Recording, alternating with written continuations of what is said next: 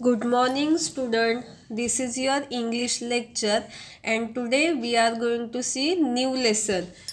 Lesson number second, daydreams. Daydreams मतलब क्या? दिन में देखा हुआ सपना, इमेजिनेशन, जो हम इमेजिन करते हैं सपना. अभी यहाँ पे एक स्टोरी है, देखिए. Once there lived a couple who spent a lot of time in an idle talk. Couple मतलब एक जोड़ा, आइडियल मतलब क्या? बेकार. तो एक जगह, एक गांव में एक जोड़ा रहता था जो अपना बहुत सारा समय बेकार की बातें करने में बिताता था. One day the husband said, I have always wanted to keep cows. If by chance I get some extra money from somewhere, I am going to buy a few cows. तो उस जोड़े में से जो हस्बैंड था वो क्या बोलता है एक दिन, अगर मुझे कुछ एक्स्ट्रा, मुझे हमेशा ये इच्छा है कि मैं काऊ को पालूँ, अगर मुझे कुछ एक्स्ट्रा पैसा मिल जाता है तो मैं कुछ काऊ को खरीदी करूँगा. But that means a lot of work. You have to feed the cows, walk them, bath them, milk them. Cows need a lot of looking after. One cow will be enough. There is no need to buy more cows, said the wife. तो उसकी जो पत्नी होती है उसे क्या बोलती है, अगर आप काऊ लेंगे मतलब आपको बहुत सारा काम करना पड़ेगा, जैसे कि आपको काऊ को खाना खिलाना होगा, उनको घुमाने के लिए लेके जाना होगा, उनको नहलाना होगा, उनका मिल्क निकालना होगा, उनका बहुत ही ख्याल रखना होगा.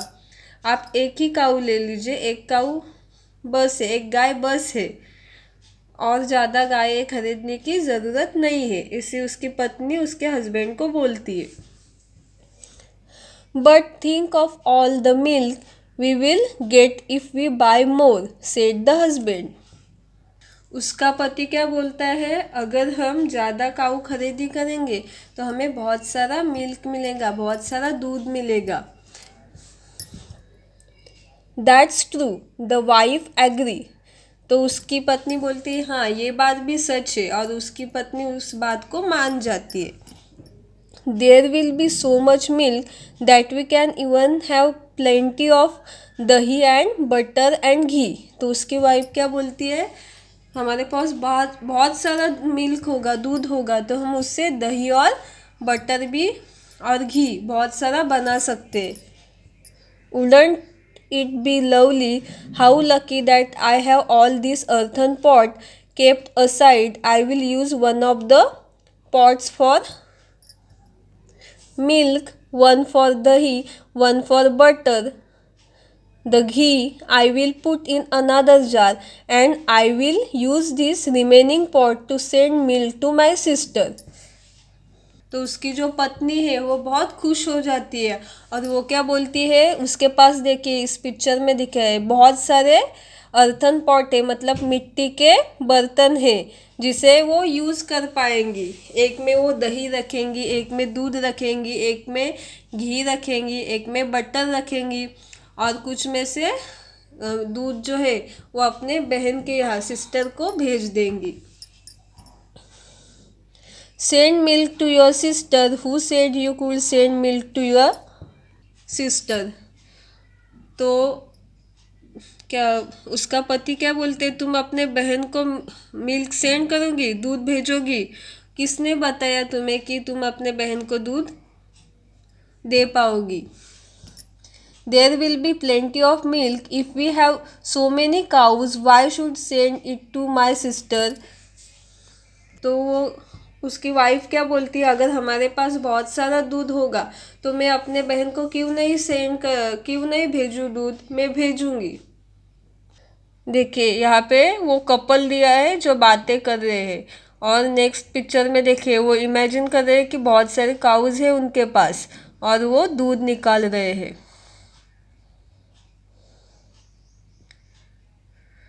Because we are going to sell it in the market. That's why I will decide what to do with all that milk, and not a drop of it goes to your sister. Remember?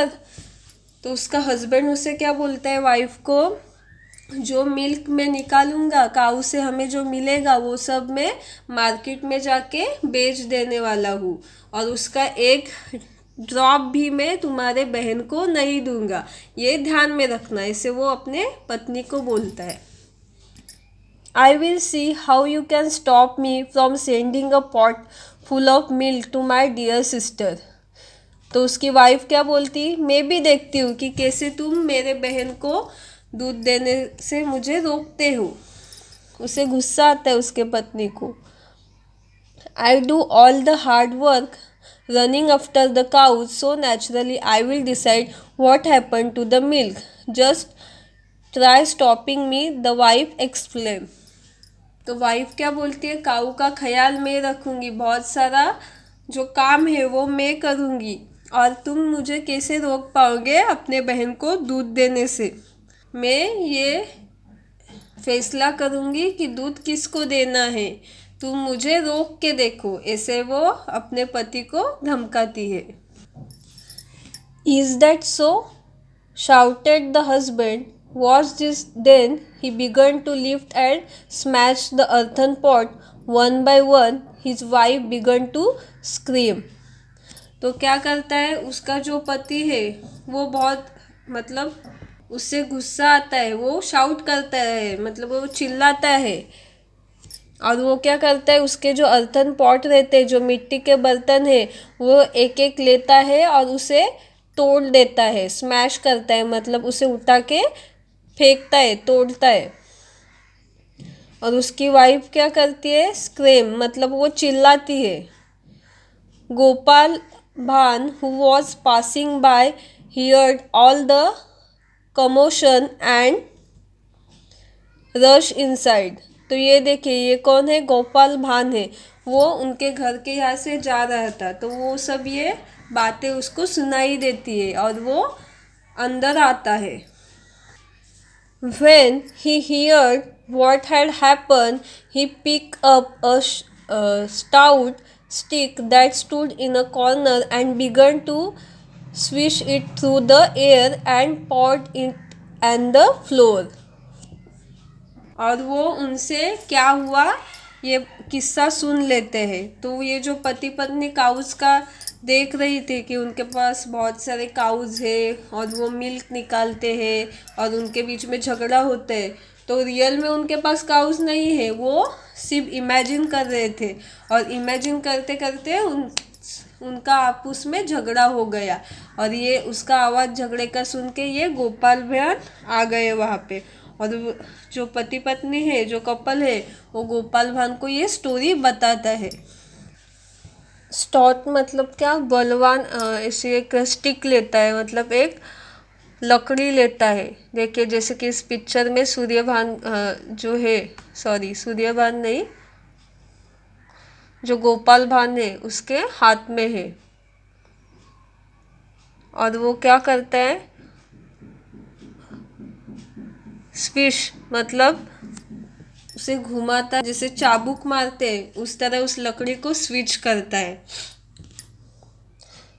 तो ये जो गोपाल भान है वो क्या करता है, एक कॉर्नर में खड़ा हो जाता है उनकी बातें सुन के, और एक लकड़ी की स्टिक लेता है और उसे क्या करता है, हवा में घुमाता है ज़मीन की ओर, फ्लोर को टच हो ऐसे घुमाता है। The husband and wife were both astounded to see his antics. Astounded मतलब आश्चर्यचकित हो जाते हैं उसका ये बर्ताव देख के, एंटिक मतलब, ठीक है, कि ये ऐसा क्यों कर रहा है। What are you doing, they inquired. फिर वो पूछते हैं हस्बैंड और वाइफ, आप क्या कर रहे हैं।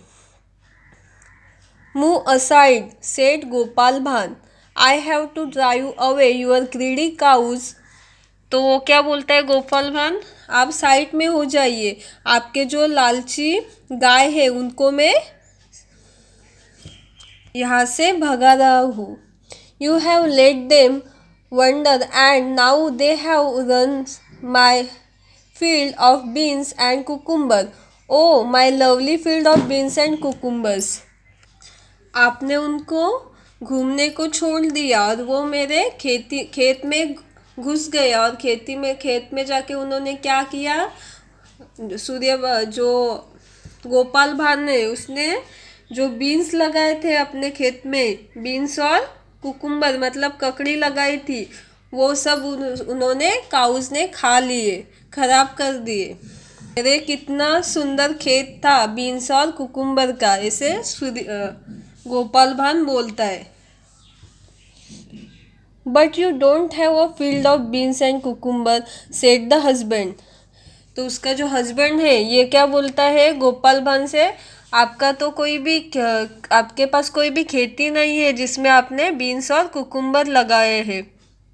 As soon as he said that, Gopal Bhan stopped wielding the stick and looked at him with raised eyebrow. The husband and wife understood what he was trying to tell. जैसे husband बोलता है कि आपके पास कोई भी खेत नहीं है कुकुम्बर का और बीन्स का, वैसे ही जो गोपाल भान है वो स्टिक को हिलाना बंद कर देता है, रुक जाता है, और वो अपने जो आईब्रो है ऊपर करके उनको देखता है। तो जो हस्बैंड और वाइफ है वो समझ जाते हैं कि इन्होंने ऐसा क्यों किया। तो क्या आप बता सकते हैं गोपाल भान ने ऐसा क्यों किया, उसे क्या बोलना था हस्बैंड और वाइफ को। तो जो गोपाल भान है वो हस्बैंड और वाइफ को ये कहना चाह रहा था कि जो काउज आपके पास है भी नहीं है, आप सिर्फ दिन में जो सपना देख रहे थे उसके कारण आप एक दूसरे से झगड़ा कर रहे थे, तो ये गलत है। आपके पास काउज नहीं है, आप खाली सपना देख रहे थे, इमेजिन कर रहे थे कि आपके पास काउज है, और उसके मिल्क के लिए आप दोनों झगड़ा कर रहे थे एक दूसरे से।